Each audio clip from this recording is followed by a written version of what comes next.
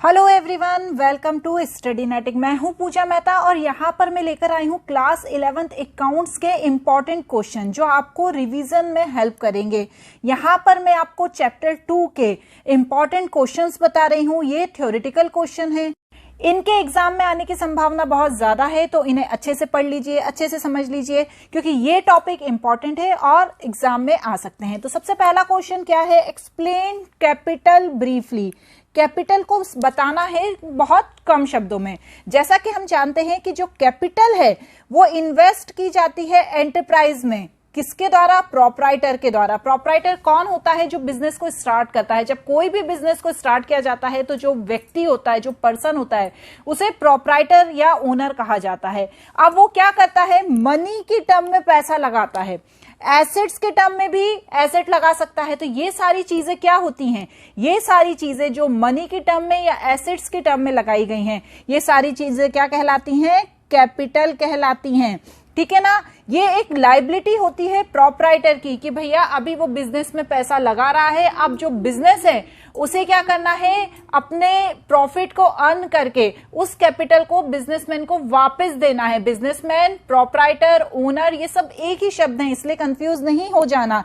तो ये एक तरह से बिजनेस की लायबिलिटी होती है कि जितना पैसा उसने कैपिटल के रूप में लिया है उसे ओनर को वो पैसा वापस लौटाना है। इसलिए इसे क्या कहा गया है? कैपिटल को लायबिलिटी कहा गया है।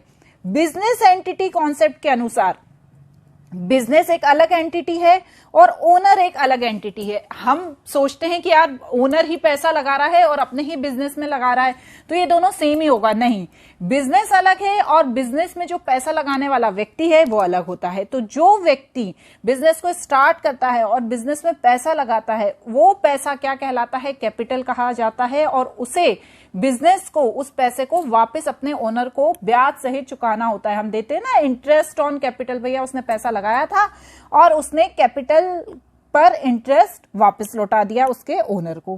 क्लियर? ठीक है मैडम। सेकंड क्वेश्चन कौन सा है important? Loss and expenses. Loss क्या होता है और एक्सपेंस क्या होते हैं? तो देखिए, लॉस जो होता है ये एक्सपेंस से जब ज्यादा हो जाता है उसे क्या कहते हैं? लॉस कहते हैं। जैसे हमने जो रिवेन्यू हमारे पास आ रही है, जो हमारे पास जो इनकम आ रही है, उससे ज्यादा हमारा यदि खर्चा हो गया, जो रिवेन्यू और इनकम है उसके लिए तो हमें एक्सपेंसेस करने ही पड़ते हैं, क्योंकि भैया जब एक्सपेंस करेंगे तभी तो हमें अर्निंग होगी। थोड़ा बहुत खर्चा तो करना ही पड़ता है, लेकिन जब खर्चा एक्सपेंस से भी ज्यादा हो जाता है तो उसे लॉस कहते हैं। और इससे क्या होता है? जो ओनर्स की इक्विटी होती है, जो ओनर्स का पैसा होता है ना, वो डिक्रीज हो जाता है। तो मनी और मनी की जो वैल्यू है, जब फर्म उससे कोई भी बेनिफिट रिसीव नहीं कर पाती है, तो ऐसी स्थिति में क्या कहा जाता है? लॉस कहा जाता है। अब लॉस एक और तरीके का भी हो सकता है, जैसे सामान चोरी हो गया, ऐसा कोई काम हो गया जो होना नहीं था। जैसे हमारा ट्रक जा रहा था, माल भरा हुआ था और हमें अपने जहां पर उसे पहुंचाना था वहां तक पहुंचना था उसे, लेकिन एक्सीडेंट हो गया, पूरा सामान गिर गया और वेस्ट हो गया, तो ये भी हमारा लॉस है। या रास्ते में चोरी हो गया तो ये भी हमारा लॉस है। तो लॉस क्या होता है? जो होना नहीं चाहिए था लेकिन हो गया, उसे क्या कहा जाता है? लॉस कहा जाता है। नेक्स्ट क्या है? Expenses. Expenses are those cost that incur to maintain the profitability of business. देखो, कोई भी बिजनेस जब स्टार्ट करेंगे तो उसमें एक्सपेंसेस तो करने ही पड़ेंगे ना। सिर्फ हमें अर्निंग ही अर्निंग थोड़ी होगी, कुछ खर्चे भी करने पड़ेंगे। जैसे रेंट चुकाना पड़ेगा जहां पे आप ऑफिस बनाया है, वेजेस चुकानी पड़ेगी एम्प्लॉयज को, सैलरी देनी पड़ेगी। ये सब चीजें किसमें हेल्प करती हैं? प्रोडक्शन में और बिजनेस ऑपरेशन में और रेवेन्यू जनरेट करने में। एक्सपेंसेस का मतलब क्या है? रिवेन्यू जनरेट करने के लिए जो खर्चे किए जाते हैं। और लॉस का क्या मतलब है? ऐसे खर्चे जो होने नहीं चाहिए थे लेकिन हो जाते हैं, जिनसे हमारा नुकसान हो जाता है, उसे क्या कहते हैं? लॉस कहते हैं। ठीक है। इसके बाद है करंट लायबिलिटीज। करंट लायबिलिटीज कौन कौन सी बतानी है? 3 करंट लायबिलिटी बतानी है। आपको पता है ना करंट लायबिलिटी क्या होती है? तो देखिए, सबसे पहले जो लायबिलिटी है वो है bills payable. Bills payable means a bill of exchange accepted by a person or enterprises, the amount of which will be payable on a specific date।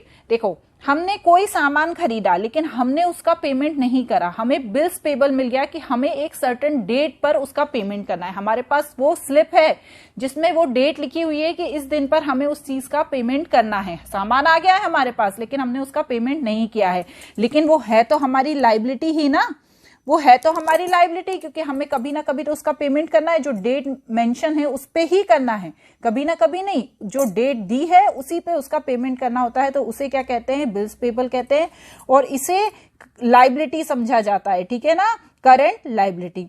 Next क्या है, क्रेडिटर। क्या है, क्रेडिटर।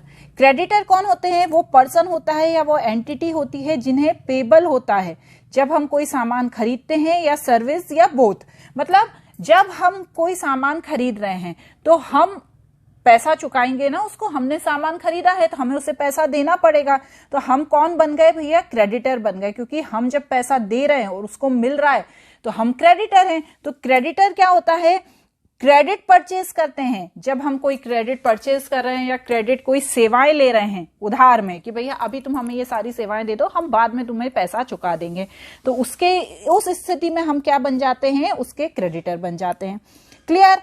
नेक्स्ट है outstanding expenses. Outstanding expenses, expenses जो हो गए हैं लेकिन उन्हें अभी पेमेंट नहीं किया गया है, जैसे सैलरी, रेंट, सब्सक्रिप्शन, इन्हें अभी हमें पैसा देना है तो उन्हें क्या बोलते हैं, आउटस्टैंडिंग बोलते हैं। हमने पढ़ा है ना ये आउटस्टैंडिंग एक्सपेंसेस। क्लियर। नेक्स्ट क्या दिया है, differentiate income, profit and gain. Income क्या होती है, income is the profit earn during the accounting period. देखो हमने कोई बिजनेस स्टार्ट किया, हमने कोई प्रोडक्ट बनाया, उसे बेचा और उसको बेच के हमने इनकम जनरेट कर दी, तो इनकम क्या होती है, जो रेवेन्यू देती है हमें एक्सपेंसेस से ज्यादा, मतलब जो हमने खर्चे किए हैं उस प्रोडक्ट को बनाने में उससे ज्यादा यदि हमें पैसा मिल जाता है तो वो हमारी इनकम हो जाती है ना। बड़े शब्दों में, ब्रॉडर टर्म में इसे प्रॉफिट भी कहा जाता है, ठीक है ना, जो किससे होती है, ऑपरेटिंग एक्टिविटीज से होती हैं। जैसे हमने कोई प्रोडक्ट बनाया और उसको सेल कर दिया, वही एग्जांपल दिया है कि 15,000 का सामान बनाया और उसको 21,000 में सेल कर दिया, तो 6,000 की हमारी क्या हो गई, इनकम हो गई। तो ये चीज क्या कहलाती है हमारी, ये चीज हमारी कहलाती है इनकम। क्लियर। अब नेक्स्ट क्या है, प्रॉफिट। प्रॉफिट क्या होता है, profit means income earned by the business from the operating activities. These activities are carried by the enterprises to earn profit. देखो हमने सामान बेचा, जितने का बनाया था उससे ज्यादा का बेच दिया, तो वो हमारी क्या हो गई, इनकम हो गई। लेकिन प्रॉफिट का क्या मतलब है कि जैसे हमने कोई प्लॉट खरीदा था 50,000 का और 3 साल बाद उसे 1.5 लाख में बेच दिया, तो हमें 1 लाख का क्या हो गया, प्रॉफिट हो गया। जब कोई एसेट्स को हम बेच देते हैं जो बिजनेस की ही है और ज्यादा कीमत पर बेच देते हैं तो उसे क्या कहा जाता है, उसे कहा जाता है प्रॉफिट। समझ में आ गया ना बच्चों। अब नेक्स्ट क्या है इसमें, गेन। देखिए ये तीनों शब्द जो हैं वो मिलते जुलते हैं लेकिन तीनों का मतलब जो है वो बिल्कुल अलग है। A profit that arise the event or transaction which are incidental in business such as sale of fixed assets, winning a court case। देखो ऐसे इवेंट मतलब ऐसी चीजें जो कभी कभी होती हैं बिजनेस में, जैसे हम हमारी कोई फिक्स्ड एसेट्स को बेच देते हैं तो हमें पैसा मिल जाता है, कोई हम कोर्ट केस जीत जाते हैं तो हमें पैसा मिल जाता है, तो ये क्या कहलाता है, ये गेन कहलाता है। जैसे हमने कोई लैंड का पीस खरीदा था, ठीक है, कोई हाउस खरीदा था, सिक्योरिटी खरीदी थी, ठीक है, और कुछ साल बाद हमने क्या किया, उसको बेच दिया, तो जो हमने खरीदा था उससे ज्यादा पे जब हम बेचेंगे तो वो हमें क्या होगा, गेन होगा। तो ये कभी कभी होने वाले इवेंट है, तो इन्हें क्या कहा जाता है, कभी कभी होने वाले इवेंट से जब पैसा मिलता है तो इन्हें गेन कहा जाता है। क्लियर।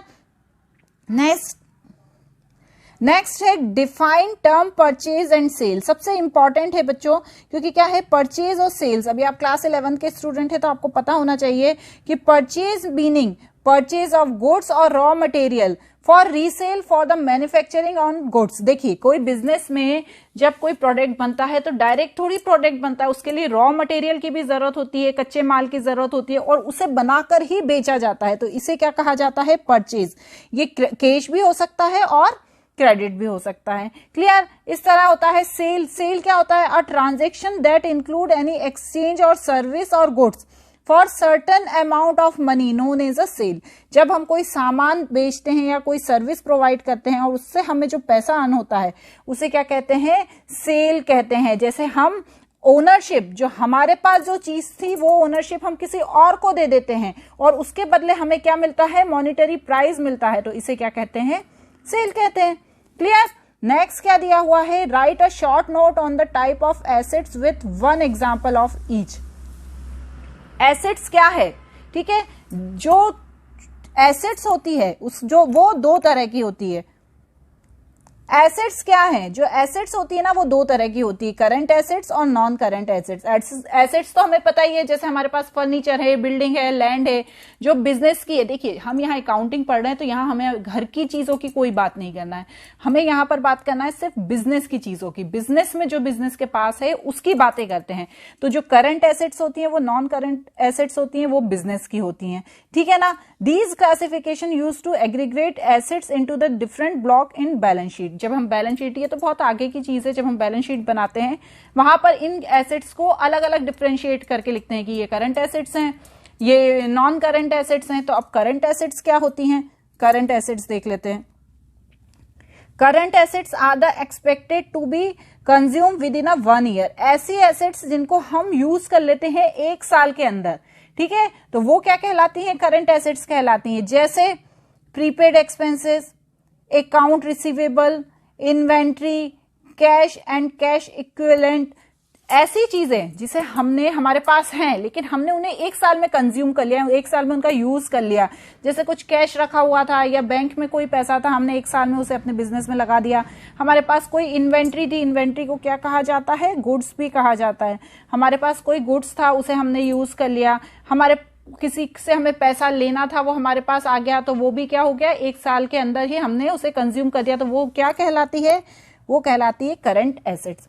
इसके बाद आती है non current assets. Non current assets होती हैं जो लॉन्ग टर्म एसेट्स कहलाती हैं और 1 साल से ज्यादा इनका यूज किया जाता है। अब इन्हें 2 तरह की होती हैं, टेंजिबल एसेट्स और इनटेंजिबल एसेट्स। टेंजिबल एसेट्स क्या होती हैं, जिन्हें हम छू सकते हैं, जैसे building, equipment, furniture, land and vehicle. और इनटेंजिबल एसेट्स क्या होती हैं, पेटेंट, कॉपीराइट, ट्रेडमार्क। जब कोई बिजनेस स्टार्ट किया जाता है ना तो उसका नाम कॉपीराइट कर दिया जाता है ताकि उसके नाम से कोई और बिजनेस ना कर सके। तो ये सारी चीजें किसमें आती हैं, इनटेंजिबल फिक्स्ड एसेट्स में आती है। तो यहां पर मैंने 2 टाइप बताए, करंट एसेट्स और नॉन करंट एसेट्स। और नॉन करंट एसेट्स में 2 होते हैं, tangible fixed assets and intangible fixed asset. Clear. Next देखते हैं डिफाइन फिक्टिशियस एसेट्स। देखिए वैसे तो इसको 3 टाइप की भी एसेट्स माना जा सकता है, current assets, non current assets and fictitious assets. तो यहां पर मैंने अलग से क्वेश्चन दे दिया है, define fictitious asset. Fictitious assets है नो फिजिकल एग्जिस्टेंस, मतलब वो दिखाई नहीं देती हैं लेकिन उन्हें बुक्स ऑफ अकाउंट में रिकॉर्ड किया जाता है। ये पार्ट होती है एसेट्स कॉलम में फाइनेंशियल स्टेटमेंट में। जब हम आगे के चैप्टर्स में, जैसा कि हमने फाइनेंशियल स्टेटमेंट बनता है, वहां पर एसेट्स कॉलम में ये आती हैं बैलेंस शीट में। इसका सबसे बड़ा एग्जाम्पल है एडवर्टाइजमेंट एक्सपेंडिचर।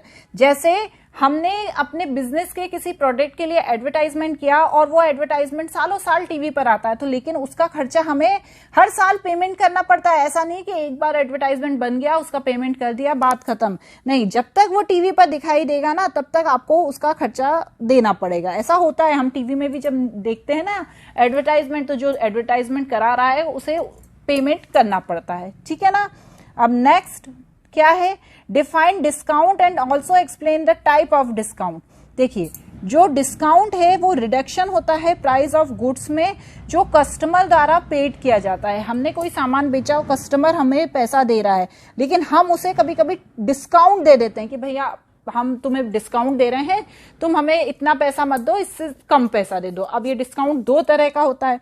कौन कौन सा होता है, पहला होता है ट्रेड डिस्काउंट और दूसरा होता है कैश डिस्काउंट। ट्रेड डिस्काउंट क्या होता है ना, सेलर द्वारा परचेजर को दिया जाता है जब वो सर्टेन क्वांटिटी में प्रोडक्ट खरीदता है। जैसे जिसने प्रोडक्ट बनाया, ठीक है। वो डायरेक्ट जाके तो मार्केट में बेचेगा नहीं, वो किसी होलसेलर को बेचेगा, किसी दुकानदार को बेचेगा और दुकानदार ही मार्केट में बेचेगा।